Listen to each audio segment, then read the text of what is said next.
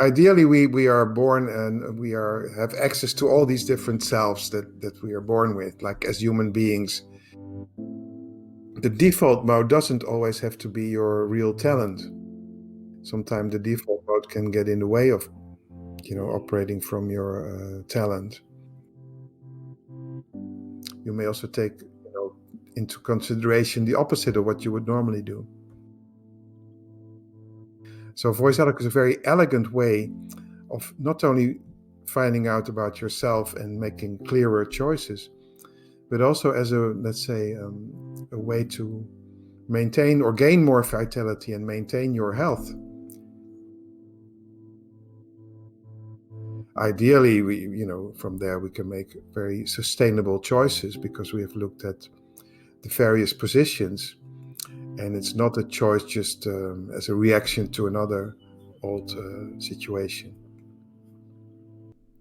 In the upcoming dialogue, I interview Robert Stamboliev, founder of the Institute for Transformational Psychology, about the principles and the method of voice dialogue and the psychology of selves.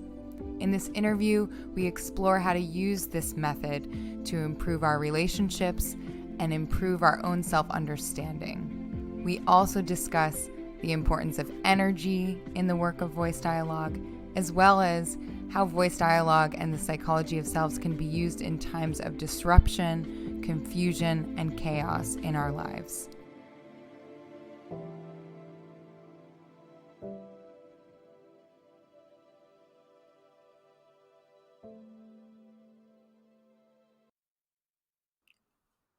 Robert Stamboliev is an internationally known psychologist, trainer, coach, and therapist with over 30 years of leadership in the voice dialogue and psychology of selves methods. He has worked closely with the founders of the methodology, Holland Sidger Stone. In 1988, he founded the Institute for Transformational Psychology. He has developed leadership programs for various organizations and facilitates the development of excellence of process workers like trainers, coaches, therapists, managers, and teachers. He's also the author of The Energetics of Voice Dialogue, an important study book for voice dialogue facilitators. So it's, super cool to be doing this podcast together. Yeah, well, thank you for having me on the show, I should say. Yeah. So it's funny because I actually just had your card with me in one of my books, and I saw that under your name you write transformational work. So I'm quite curious to hear about this work that you're doing and why it's transformational. Mm-hmm, mm-hmm. Yeah, well, that's that's a good question. Demands probably a big answer. Transforming, we assume that things can change if we put our consciousness there and our intention. And when we speak about transformational psychology or transformational work, we assume that this change can go like in a positive direction. And so I should speak a little bit about consciousness to explain what I mean by that transformation. Well, first of all, our capacity to be a witness, to be aware, can grow, and we can train it. And there's various ways of training it. And you mean be a witness to ourselves in that sense? Right. Yeah. Not only of ourselves, but also of our interaction with others. And the consciousness definition I use is consciousness is both awareness and experience of energy patterns. So the awareness would be the witness state, which is trained also in like in meditation and in different traditions, Eastern and Western. And these days it's quite well developed in the so-called mindfulness work. So being mindful means being aware, for example, of the physical body, or being aware of certain parts of the body, or if there's a pain, to be aware of the pain. And they found out that being aware of whatever there is has an effect. So the witness state is not just separate and observing, but it also has an effect on the experience. Um, so, for instance, of pain, it's done research about that. So we should speak about the experience. And in my particular way of working, I work with a method called voice dialogue. Not only, but it's an important tool I use. And there we work with different parts of the personality. And these parts are called sub-personalities. They're personalities in themselves with their own way of thinking, feeling, observing, their own fantasies. But they're also located in parts of our body and our energy system. And therefore, the parts can be seen also as energy patterns. So, for instance, the controller, which is a sub-personality that goes into, of course, control, as it says. When we speak to it, we notice it's also related to the head area, to the shoulders, and has a particular way of breathing. As such, it can be talked to. And for instance, in the beginning, it can be like a very rigid controller, which a lot of rules and a lot of regulations and quite serious. And in the course of the work, when there's a development, also I'll speak about later, the aware ego, the controller can become more, let's say, uh, not so uptight, can be more relaxed or more neutral.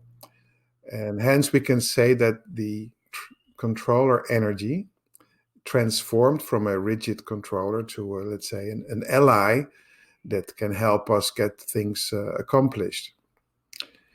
And so transformation on the level of the parts means that the energy can transform in a direction that's more helpful for the whole organism.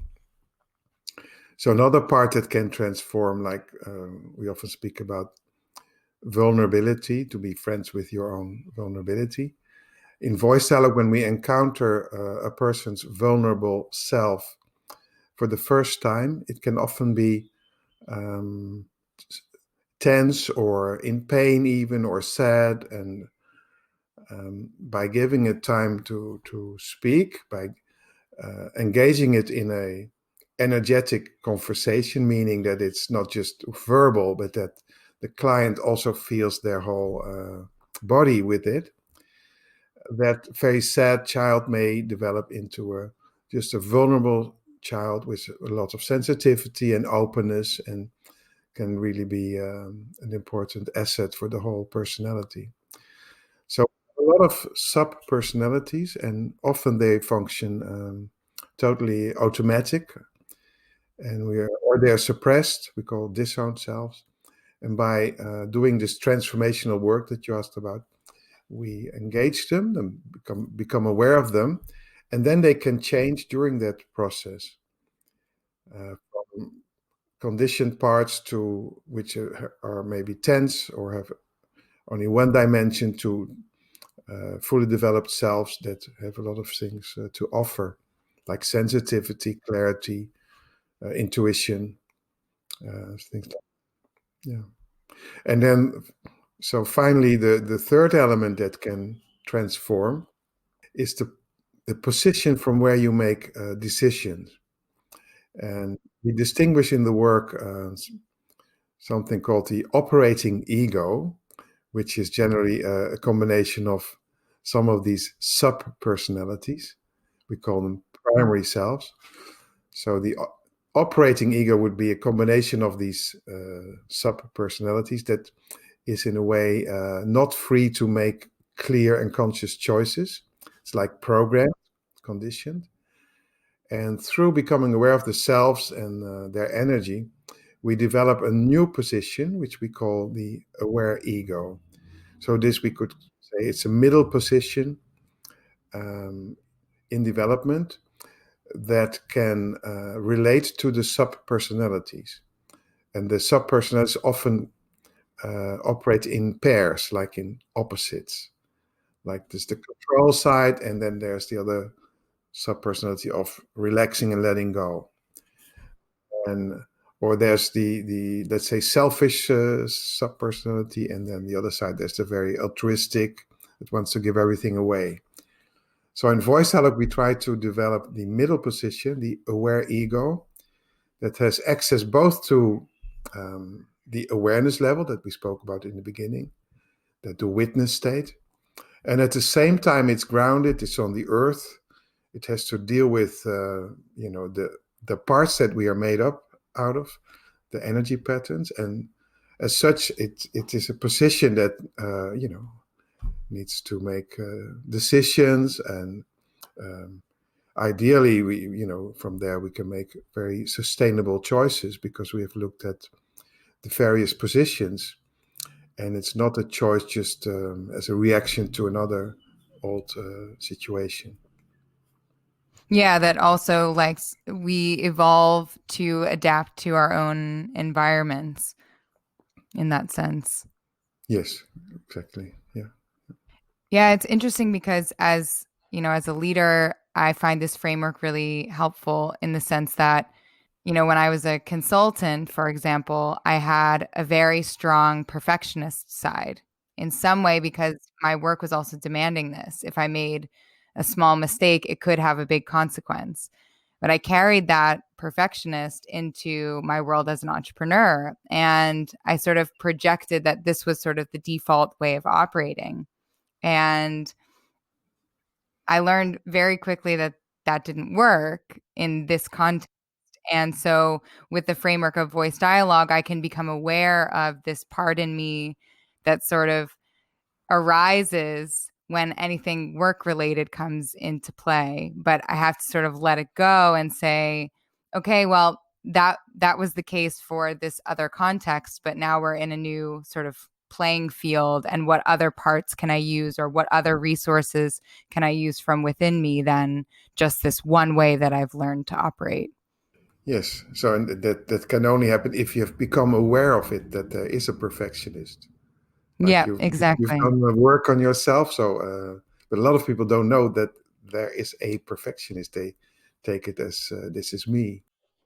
Yeah, that's a great point. I also had that feeling of like identifying with these particular parts. So thinking that I was like this very structured, controlling um, person who was looking for perfection at all, yeah, in all costs or something like that. I identified with being a perfectionist rather than knowing that I had that as a strong part of me, but not my whole self. So that was also a freedom that I got from this work. Yeah. So that's actually step number one in the work, to find out with which part one is identified. So what you call I, me, then with the help of a facilitator, you can make really giant steps in a short time, much quicker than if you have to find out by yourself by meditating or introspection. There's the other one that can be more, let's say, can observe and recognize the parts, and then facilitate the client to become aware of them, not just by looking at them, but also inviting them to experience it.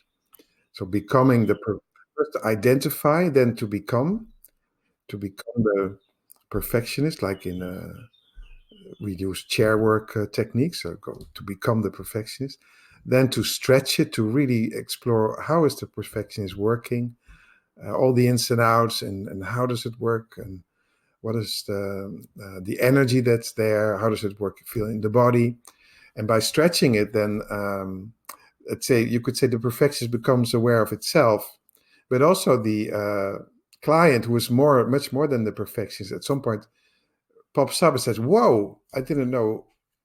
I thought it was me, and oh, there's a part of me." But then you have the Right. the second part after the identifying. You have the disidentifying, meaning you find a new position that's not identified with the perfectionist, but doesn't have to push it away, but just can make different choices, and will have access to the opposite. Like opposite the perfectionist, there may be a part that can whatever improvise or use instinct, and find different ways of moving like an entrepreneur. Yeah. And I also have found that this work is pretty helpful when it comes to understanding relationships as well. Can you speak a bit more about that? Yeah, indeed. In let's say the parts, if you ideally we are born and we are have access to all these different selves that we are born with, like as human beings. These are all there, like psychological instincts. So we are born and we have the, let's say, the inherent capacity to operate in different ways. Let's say be responsible, but also be relaxed, be organized, be creative, be like a father, be like a mother, be like a child, be like a warrior, be like a seductress, and so we have all these inherent this potential is all in us. But in our upbringing, there will be certain parts of us that are not in sync with the environment. So the environment may judge them. So if you grow up in a situation with parents who are very serious and very intellectual, those aspects of yourself will be nourished, like given water, like a plant, they can blossom. But let's say in that family, it's suppressed or disowned, we say. The other side of it, let's say, creativity or being timeless and not structured. So whenever this growing up person, boy or girl, comes home late because this other part was there that was involved in the here and now and didn't look at the clock, has a very different way of experiencing time. So that behavior would be judged by the parents, by the educators, and being judged and criticized and even punished. The person would feel so attached to that behavior would be a lot of vulnerability and pain. So in order to survive, then let's say the energies that are accepted by the environment would take over. Let's say the person then becomes a quote unquote, let's say, intellectual or an organized person. Hmm. The other side gets pushed away and into the unconscious. It cannot operate in the same way as like a little child, maybe. Then later down the line, um, this person meets another person, feels very attracted, and well, surprise, surprise, this other person would be, let's say, living out the disowned self, like the organized, let's say, woman meets a very creative artist type of man who is in different time zones, and so then it's a lot of attraction. So the until that moment, let's say, disowned or hidden self pops up, and it gives a lot of energy in the initial phase of the relationship, and because it's a disowned self that comes to life. And as we spoke about energy, this is a lot of energy. And vice versa, the artist man will feel, wow, this woman is so organized and so reliable. We go on vacation, and everything is organized, from the trip to the airport to the booking of the taxi, to the hotel, to the whole thing. And he would never have done that. He would be let's say, a vagabond. But now he appreciates it. So this initially they love that. It's the attraction. And then later on, when there's a crisis or there's a difficulty, let's say we have a corona crisis, and you have to stay inside, and the stock market goes down and whatever. So then, in order to survive, each of them goes back to their own primary self. So the woman, the accountant, is going to make all the calculations, and then let's say the artist is going into his atelier and is going to make a painting of the chaos of happening in the world, or is going to write a poem and drink wine. And so at that moment they will polarize, and what initially was attractive is now very repulsive. And if the people haven't done their, let's say, work on themselves and understanding that there are parts, that may very well be a very big polarization and source of a lot of unhappiness. So the selves interact with each other in any relationship, the love relationship, but also in work. And Right, right. Also with colleagues or a boss or something like that. So you have these polarities. So if as a leader, if I start to work with someone who has this like opposite energy from my default mode or my primary self, then I may be drawn to them, but I also might find them quite annoying or something like that because I don't feel like I can work with them. How can I use voice dialogue to work better with people that I feel I don't get along with? Well, then, if you have a person that you find irritating, and let's say it's good to see the behavior is irritating. Huh? That's one. And then the second step is to say, well, how should it be? Meaning, what are your rules? And if you follow that, what are your rules? Let's say you don't like a person who's whatever. I don't like people that are I don't like people that are I guess like they think it's my way or the highway. How should it be? Huh? Um, well, then I would ask you, of course, to Yeah, find out. they should consider like other people's opinions or be open to hearing different viewpoints. Right. So if you follow that, um, those words, then it leads to a part of you that says, well, one should be open and democratic and at the same level. And by following that more, it would become a sub personality and or even an archetype that's well, that's important for you and that helps you at this time and that has values that you enjoy. So then the step after that would be to ask, well, what's the worst that can happen if everyone would be, my way or the highway? And so we go to the fear of the, let's say, your primary self. Nobody's really getting along because there's no compromise or no willingness to listen. Everybody's just sort of driving their own opinion down each other's throats. And if you amplify that one, what would be the worst result of that? Oh, that's a good question. For to answer that, you have to go into indeed in the energy of this your own vulnerability Right, and right. feel it in the body, feel it in your stomach, and just breathe and just see what comes up. I think just like chaotic violence that I wouldn't have any control over. And so I think, yeah, I think if the world was really hyper my way or the highway, I would feel very much in danger. So the idea is first you see what's irritating you, then you get to your rule. In this case, we have to do it together and respectful and openness, and then look at the fear that may be underneath, like a child that's scared of this violence and chaos and stuff. So then step number 4 would be, okay, you as an aware ego, how can you um, take care of that part of you that's scared in a way, like how can you hold it and reassure it? Can you tell it it's okay, you're safe, I'm with you? I see some sort of like taking care of myself in a chaotic world. Right. Yeah. Somehow, like, bombs are going off all around me and people are fighting each other, and there's all sorts of disconnection and war and whatever. But I'm here sort of just trying to take care of myself.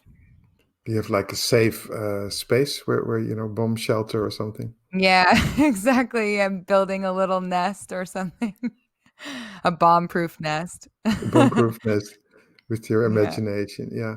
yeah. So in that way, like that's usually necessary to that's why it's not enough to just recognize the irritation is a disowned self. It also needs to a person to go take care of their vulnerability, which doesn't have to last a long time. It can be done in one session like that.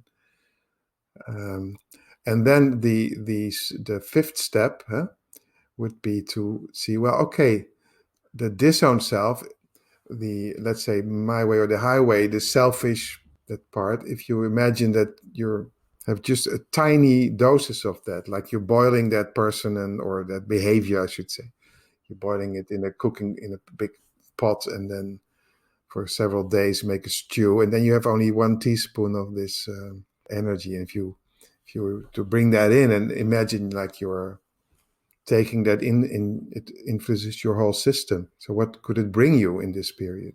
Yeah, I think this energy is really helpful for me being more assertive and me being more vocal about my own opinions Hmm. rather Hmm. than just if someone disagrees or has a different statement that somehow I like just forget about my own sense of things. And I think that's so important in like this time because we can tend to sort of, especially in groups, like in order to maintain some sort of harmony, that everybody just sort of says yes and forgets about their own opinion because they want to be open to new ideas, but they lose their own sense of what they need or what's right or their message. And I think that that would also be really tragic. And so the more that I think about like taking a little dose of um this different energy, I think I can appreciate the value of people coming together and really being honest about their own opinion and asserting themselves in a constructive dialogue process. Yeah, yeah, yeah. And I think from that point you can really then get incredibly creative ideas that you couldn't have before. But if everybody folds and sort of says, okay, fine, like I succumb to the opinion of the person who's in power or something like that, then we don't really have like a generative dialogue. And you see that person that's so irritating, that behavior, which is then your teacher. Yeah. So these are ways to look at relationships based on psychology of selves.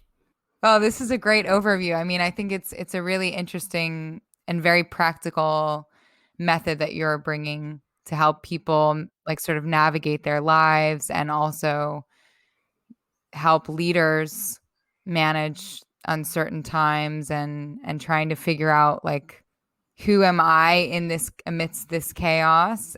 Yeah, I think it's very important to look at the primary selves. Like primary selves are the parts that take over when there's a crisis.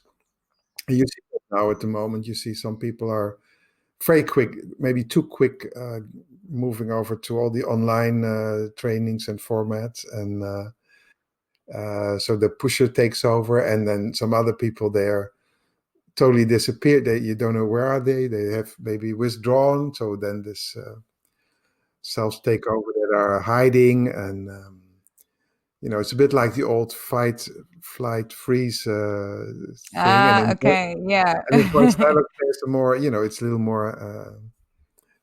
We distinguish more than three positions.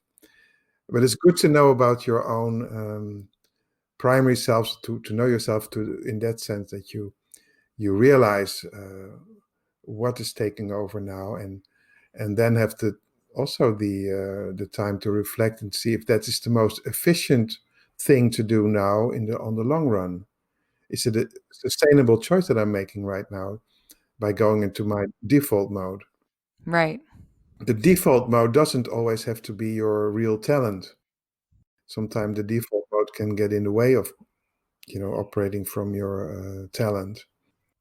The default mode is sort of like the mode that we've learned through the course of our lives that works or helps us survive in that sense. That used to work in the past because there was a difficult situation in the past. It's not always what works best now. For instance, for me, a default mode was to when it's difficult, I do it by myself. Let's say I had to do it by myself from pretty early on. So I developed a very strong primary self, of which I wasn't aware, of course. But if it's difficult, I can do it by myself. And so I withdraw, I take my time, and I do it alone, and I get it done. Okay. So I used to get a lot of things done in that way. But it's not the most conducive one for relationships, and it's certainly not the most conducive one if you get a like certain physical problems. And so the old default mode may have been useful at school and early whatever part of your career, but when you get a bit older, then they cost a lot of energy. All these parts use energy, and if there's no access to the opposite energy, it's like we are standing on one leg, like we're not able to move. There's no balance in that. You just can get Exactly. knocked over. Mhm. That's a big one. Yeah, but whenever there's a crisis, let's say if I talk in a more general way, to find out what is your default mode, which aspects are now working overtime, and not to just fully identify with them, but to find out also their vulnerability. So it gives more information if anyone who's leading now in these days finds out about their primary self, but also about the vulnerability of the primary self. So by knowing that, there may be different ways of dealing with the vulnerability rather than controlling, and finding out there may be an opposite way of dealing with it. Like in my case, the old primary self would do it alone, but the solution was in my asking for help. Yeah, okay, right. So leaders in these days, to know about their own default mode, and to find out about that, you need just one or two voice dialogue sessions. That's all. With an experienced facilitator, you will know about your primary selves, even if you don't have a big coaching question or so. And then find out about the vulnerability of these selves, and take care of them from an aware ego from the middle. To find out about the vulnerability, it may need a little more help if a person isn't used to do that by themselves. Yeah. But you don't need to have a long therapy or whatever. You need just a good facilitator that helps you to feel that vulnerable self, which is also related to not only the head, but the rest of the body, the belly and the chest and so. And once you know it, once a person knows it, then okay, then there's a much clearer position to make any decision. You may also take into consideration the opposite of what you would normally do. Yeah, and I think in the world today, we're sort of living in this hyper emphasis on the rational, right? Like on the things that are tangible, structured, scientifically proven. There's a lot of emphasis on this rational part. And what we've forgotten also a lot about is sort of the mythical or the symbolic, or um how we create meaning from symbolic events and subjective experiences. I'm curious, what are your thoughts on that? Yeah, well, meaningfulness, it's a subjective experience of an individual. Um, and there's nothing wrong with the scientific and mental selves. It's just, it will be nice if we are not identified with them. Like it's good to have like at the moment, this research about viruses and everything. It's good to have these energies around, but as an individual, even as a scientist, you could say, if you can recognize this as a part of yourself, and not be identified with it 24 hours a day, but to have some space for the opposite, there will be more balance. And yeah, when people can find their own meaning, their own The essence of your own story that makes sense to you in that sense. yeah, your own story, to your own story, your own talent, your own sound. And when you're in touch with your own story, or let's say if we speak about talent, so if you find your talent, I think it's related to your own story. It's something that you do, let's say, without effort. And I think when people are, especially when younger people, when they find their own talent, it's not necessarily what they have been trained to do in their tradition. Like you said about your perfectionism in the other job you had. Perhaps it's your talent, but perhaps it's a part of you, and there's another talent that's more crucial for you. So a talent is not necessarily what we are very good at. It's something sometimes people confuse that. You can be very good at organizing, but your talent may be improvising, for instance. So when you find what your talent is, then the radical change is necessary. You have to really listen to the call.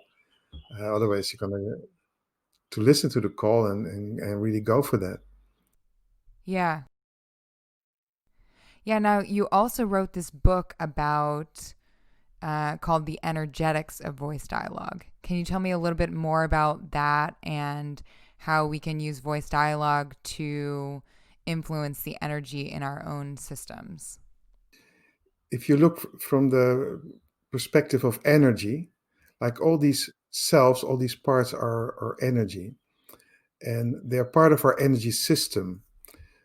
So, from the point of view of having vitality and energy, you could say that the more selves are uh, allowed in, and the more you can, have them around you, the more energy you will feel. And especially if people are aging, but not only that, but you have a lot of people who just burn out, and so with a colleague, I've written an article about burnout, voice eloquent burnout. Um, so you see that often the cause, the psychological cause, apart from the environment and everything, is that there are some dominant selves that take a lot of energy. They use the soil, so to speak, and there are other parts that have potentially a lot of energy for the whole system that are not used. So it's unused potential. So voice dialogue is a very elegant way of not only finding out about yourself and making clearer choices, but also as a, let's say, a way to maintain or gain more vitality and maintain your health. Yeah, I think too, this notion of how we use our energy, especially in times of uncertainty. I know for me, for example, like the past 4 weeks, I've been very present to a pusher energy, which is essentially the part of me that wants me to do stuff, like continue to produce, create, has to do things that are productive. So, for example, like reading would not be a priority of this part. It would be having to do right, produce, create, um, send more emails, write more blogs, like, so there's this energy that's kicking in this time of crisis that's saying do, do, do. And it's interesting because now I can observe this part, and I realize that from also other experiences that doesn't actually serve me or serve my business, because it burns my energy very fast. I can work really hard as a leader, as an entrepreneur, but if I only am just pushing and doing and creating and developing output, that I get burned really quick. And the whatever I'm producing also doesn't have a lot of fire or Mm-hmm, energy. mm-hmm, mm. Yeah. So I think also in a world where we sort of connect our own value to what we create, like it's sort of this industrialized mindset, right? Like human beings are not machines, but sometimes we internalize this narrative that we have to create, we have to produce. And I think that many of us, like as you said, ourselves are sort of shaped by our culture, our families, the environments that we grew up in and that we are developing in consistently, because we learn what works from our environment. So if we live in this post-industrialized world, but we are still carrying this industrialized mindset of what it means to be human, then, we forget completely about the fact that we are human and that we have different energy systems, and we're not just made to create output. And I know that this happens. I mean, it's something that I experience in myself, but it happens also a lot in the business environment, where the assumption is that time worth spending is time to produce something. And to have that position in the middle where you can handle your pusher, say, okay, now stop, or you can go tomorrow from between 10 and 1, it's your turn. But now I'm, so to have that middle position where you have a key, the key to which aspect of yourself comes forward. And to have that middle position, it's crucial also to be connected to your body. So this is another thing, like to feel your breathing. And you don't have to do it like 10 years of yoga. Just feel the body, just breathe. And it's very easy to learn if people don't know how to do that. Just bring the attention to the body, and the body will have also information together with your mind to find out when it's good to use the pusher and when it's good to shift to another mode, or uh, ask for help for some friend, or delegate stuff, take a break, go for a walk. Sometimes, like the thinking, when the creative thinking is doing, if there's too much of it, then it's no longer creative thinking. It becomes like a loop, piekeren in Dutch, like worrying rather than thinking, repetitive thinking. Yeah. So then it's easy. Then it's nice if you can say stop to the part that would kick in automatically, the default mode, if that's the mind or the thinker. It will not stop by itself, so it needs an aware ego to say stop. Now you Yeah. can go. Yeah. Yeah, yeah, true. Yeah. Yeah, and to make a different decision to say, or to say something like, I hear this part in me saying this, but I'm not going to, because I'm not identified with this part, I'm not going to like immediately follow those thoughts or ideas. I'm going to also think about, what else is out there, or what maybe my other parts are saying, or what I've heard from someone else. Yeah, and to tolerate the not knowing.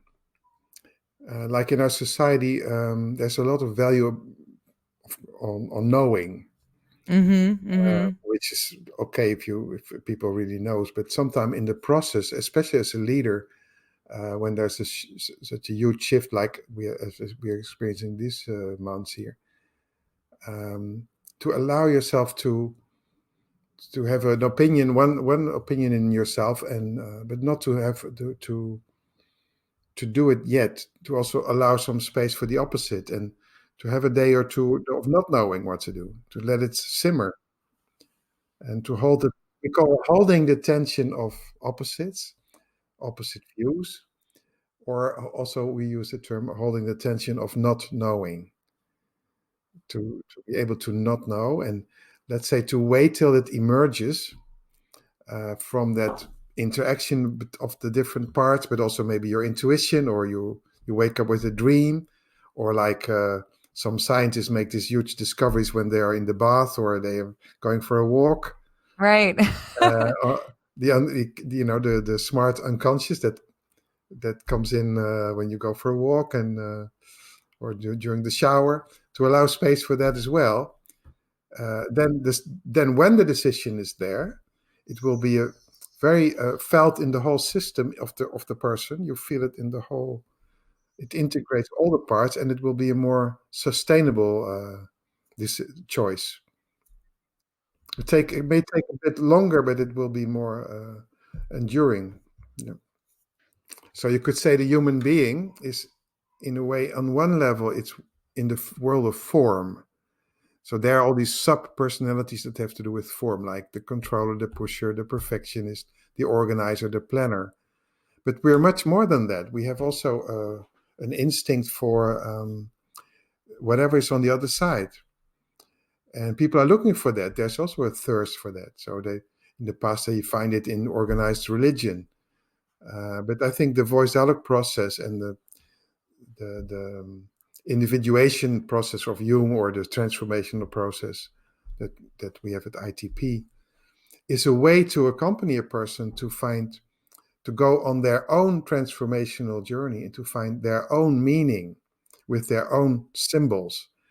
And if a person finds their own meaning, their own symbols, their own talent, you could say they have realized a lot of their whatever talent, where they're Human here for. potential or something. Absolutely. Yeah. You're on the top of Yeah. the pyramid. It's kind of the self-realization. And it's not a stop. It never stops. It's not so now I've self-realized. But you can learn the principles, and that's why this voice dialogue works so nice. You can learn the tools and the principles that can be transferred from one teacher to a student to empower the client, whatever the client is, if a therapist or a teacher or a leader or a manager, to empower them that they can navigate all these interesting times.